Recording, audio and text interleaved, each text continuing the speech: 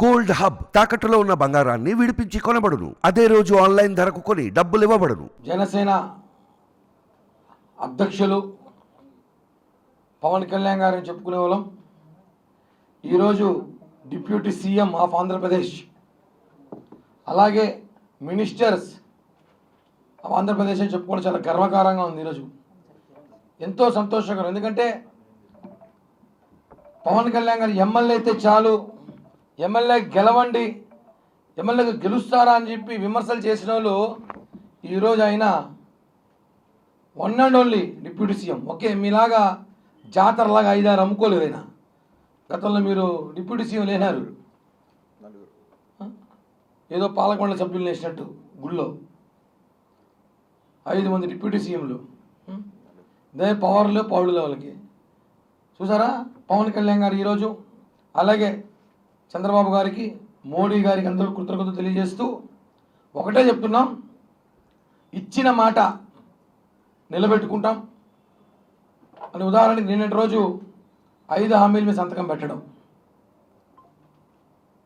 అన్నీ ఏదైతే ఎలక్షన్లో గెలిస్తే పెన్షన్ కానివ్వండి, అన్నా క్యాంటీన్ కానివ్వండి, డిఎస్సి కానివ్వండి, అన్నీ కూడా ఏదైతే హామీలు ఇచ్చామో ఆ హామీలను కూడా నిన్న నెరవేర్చుకున్నాం. ఆ సంతోషంలోనే ఈరోజు మీడియా మిత్రుల ముద్ర కేక్ కట్ చేసుకున్నాం. ఆ సంతోషం పంచుకుందాం. ఎందుకంటే కాసేపు కిందటే పవన్ కళ్యాణ్ గారికి శాఖలు కేటాయించారు. చాలా ఆనందంగా ఉంది. రాష్ట్రంలో ఈరోజు ప్రజలు అనుకున్నట్టుగా ప్రజా విజయం ఇది, ప్రజల విజయం ఇది. మనం చూసుంటాం. ఈరోజు మాజీ ముఖ్యమంత్రి ఆయన ఇప్పుడు కూడా ప్యాలెస్ నుంచి బయట రాకుండా తాడేపల్లి ప్యాలెస్ నుంచి ఏం మాట్లాడుతున్నాడంటే ఈవీఎంలో ఏమో జరిగిందంట. సరే, 150 సీట్లు వచ్చినప్పుడు అప్పుడు కూడా ఈవీఎం జరిగిందా? మేము అడుగుతున్నాం. ఈరోజు మాకు ఈవీఎంలో ఏమో జరిగిందంటారు. ఈవీఎం పైన దేశవ్యాప్తంగా చర్చ జరగాలంట. 150 సీట్లు వచ్చినప్పుడు మేము చర్చ జరుగుంటే అప్పుడు ప్రజలు తీర్పు ఇచ్చినారు, ఆశీర్వదించినారు, అవకాశం ఇచ్చినారు. నువ్వు ఇంటికే పరిమితమైనావు, బయటికి రాకుండా పబ్జీ ఆడుకుంటూ జీవితం గడిపోయినావు. మేము ప్రజల్లోకి వచ్చినాం, పోరాటం చేసినాం, నిలబడినాం, హామీలు ఇచ్చినాం, గెలిచాం, చూపించాం. ఒకటే ఈరోజు చాలా సంతోషంగా ఉంది పవన్ కళ్యాణ్ గారిని డిప్యూటీ సీఎంగా చూడడం. రాబోయే రోజుల్లో ఆయన ఉన్నత స్థాయిలో కూడా చూడబోతాం. మేము ఖచ్చితంగా ఆయనని మేము మా కోరికలు ఏదైతే చూడాలనుకుంటున్నామో ఆ కోరిక కూడా నెరవేరుస్తాం. మనం గతంలో కూడా చూస్తుంటాం, కేసీఆర్ మంత్రిగా ఉండే ముఖ్యమంత్రి అయ్యారు. మనందరం అబ్జర్వ్ చేసుకోవాలి. చాలామంది ఏంది ఉప ముఖ్యమంత్రి అని మాట్లాడారు, 2-3 కూడా. కేసీఆర్ కూడా గతంలో మంత్రిగా ఉండి ఈరోజు రాష్ట్రంలో 10 ఏళ్ళు ముఖ్యమంత్రిగా ఉన్నాడు. రేవంత్ రెడ్డి కూడా మంత్రిగా ఉండి ఈరోజు ముఖ్యమంత్రి అయ్యారు. చంద్రబాబు గారు కూడా గతంలో ఎన్టీఆర్ హయాంలో ఉన్నారు, మంత్రిగా ఉండి ముఖ్యమంత్రులు చాలామంది ఉన్నారు. ఈ తెలుగు రాష్ట్రాలే కాకుండా తమిళనాడు, కర్ణాటకలో కూడా. గుర్తుపెట్టుకోవాలి, వైసీపీ నాయకులు నాకైతే ఈ రోజుతో 10 రోజుల్లో కనిపించి పాపం ఎవరు కనిపించట్లేదు. ఒకరు కూడా మాట్లాడతారేమో అనేసి. తిరుపతి నుంచి ఎక్కడ కూడా ఓటమి భయం, మీరు ఓడిపోయారని చెప్పి తెలిసి ఈరోజు ఈవీఎంలో మ్యాజిక్ జరిగింది. మళ్ళీ ఓదార్చా అంటే ఆయన ఇంటికి వచ్చి అందరినీ ఎవరినో ఫస్ట్ ఆయన ఓదార్చాలి. మనందరం ఫస్ట్ మనంతా వెళ్ళి ప్రజా ఓదార్పు యాత్ర అని చెప్పి జగన్ నిద్రపోవట్లేదైనా ఆయన ఓదార్తాం.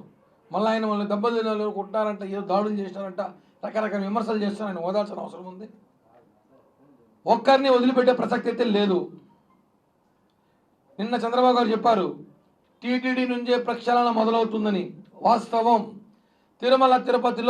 తిరుమలలో పేరుకుపోయిన దొంగలు ఒక్కొక్క శాఖలో కొండపైన విడిగా తట్టలు పెట్టి వ్యాపారాలు, అంగళ్ళలో వ్యాపారాలు, లైసెన్సులు లేకుండా ఎవ్వరిని వదిలిపెట్టేది లేదు.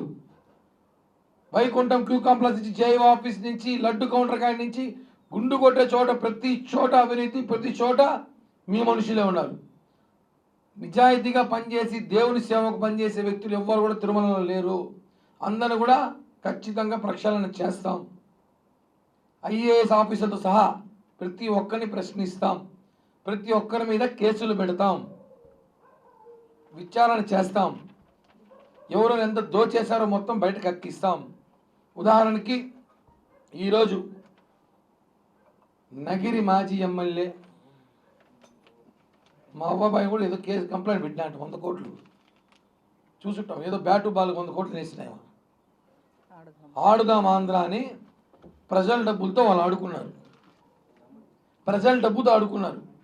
మనం చూసుంటాం ఆడుదాం ఆంధ్ర అని చెప్పి జగన్ పుట్టినరోజుకి వేడుకలుగా ఆయన ఏదో మెహర్బాన్ కోసం ఆడుదాం ఆంధ్ర అని చెప్పి 200 రూపాయల బ్యాట్ని 2000 గాను, 10 రూపాయల బాల్ని 100 రూపాయలు గాను, పనికిరాని స్టెంపుల్ తెచ్చి ఇవన్నీ చూపించి 100 కోట్ల స్కామ్ జరిగిందని చెప్పి గతంలో చెప్పా.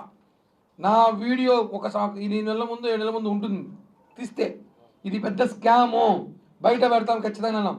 ఖచ్చితంగా స్కామ్. సిఐడిలో కంప్లైంట్ ఇచ్చారు, వేగవంతం చేస్తాం, విచారణ చేపడతాం. ఖచ్చితంగా సిద్ధార్థ రెడ్డి, ఎవరైతే బైరెడ్డి సిద్ధార్థ రెడ్డి ఉన్నాడో ఆ స్పోర్ట్స్ అసోసియేషన్ చైర్మన్, అలాగే ఆ శాఖ మంత్రి అయిన రోజావాణి ఇద్దరి మీద కేసులు పెడతాం, ఎవరు ఎంత తిన్నారో కక్కిస్తాం. ఇలాంటివి చాలా ఉన్నాయి. 1000 కోట్లు దోచారు, అన్నీ కూడా బయటికి తీస్తాం. ఎక్కడికి పారిపోయినా పట్టకొస్తాం, వదిలి ప్రసక్తే లేదు. ఆడుదాం ఆంధ్ర అని చెప్పి ఆమె పొద్దున్న నుంచి సాయంత్రం దాకా ఆమె ఆడుకుంది బాగా డ్యాన్సులు వేసుకొని, పొద్దున మధ్యాహ్నం సాయంత్రం. మళ్ళీ ఆడుదాం ఆంధ్ర 100 కోట్లు స్కామ్. ఇలాగ అన్ని శాఖలో ఎండోమెంట్, స్పోర్ట్స్, వ్యవసాయ శాఖ, కరెంట్, విద్యుత్, అటవీకారు, ప్రతి దాంట్లో కోట్లు దోచేస్తారు. అన్నీ కూడా సంబంధించిన ప్రతి అధికారి, ఎంత పెద్ద అధికారి అయినా సరే వదిలిపెట్టే ప్రసక్తే లేదు. ఖచ్చితంగా అందరినీ జైలుకి పంపిస్తాం. ఎందుకంటే మీరు తినింది ప్రజల డబ్బు, తిరుమలలో తినింది దేవుని డబ్బు, ఏది వదిలిపెట్టే ప్రసక్తి లేదని చెప్పి తెలియజేస్తూ మరొకసారి మా అధినేత, మా డిప్యూటీ సీఎం, ఈ రాష్ట్రానికి దిక్సూచిన ఏకైక నాయకుడు పవన్ కళ్యాణ్ గారికి హృదయపూర్వక శుభాకాంక్షలు తెలియజేస్తూ, ఇక్కడ మా అందరి తరపున తిరుపతి జనసేన పార్టీ తరపున ఆయనకు శుభాకాంక్షలు తెలియజేస్తూ, తీసుకున్న మినిస్టర్లు ఏదైతే శాఖలు తీసుకున్నారో దానికి పూర్తి న్యాయం ఆయన చేస్తారో మాకందరికీ తెలుసు. ప్రజలకు ఏదో చేయాలని కసితో రాజకీయాలు వచ్చిన పవన్ కళ్యాణ్ గారు ఖచ్చితంగా ఆయనకి ఆ దేవుడు భగవంతుడు ఆశీస్సులతో అన్ని శాఖలు తీసుకున్న శాఖ కూడా న్యాయం చేసి ఇచ్చిన హామీలు నెరవేరుస్తాం. అలాగే పిఎస్సి చైర్మన్ మనోహర్ గారికి కూడా శుభాకాంక్షలు.